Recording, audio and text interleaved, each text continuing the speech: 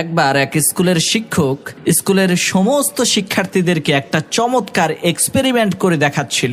শিক্ষক রোদের মধ্যে একটা ম্যাগনিফাইং গ্লাসের মাধ্যমে কাগজের মধ্যে আগুন ধরাচ্ছিল। এমন সময় শিক্ষার্থীদের মধ্য থেকে একজন সেই শিক্ষককে বলতে লাগলো, স্যার, আমার একটা প্রশ্ন আছে। সেটা হলো, এত বিশাল বড় সূর্যের প্রখর রোদের মধ্যে সারাদিন যদি এই কাগজগুলোকে ফেলে রাখা হয়, তারপরেও এই কাগজে আগুন ধরে না, কিন্তু এই ম্যাগনিফাইং গ্লাসের মাধ্যমে ওই সূর্যের আলোটাই কাগজের উপরে পড়ার কারণে আগুন ধরে যাচ্ছে কেন?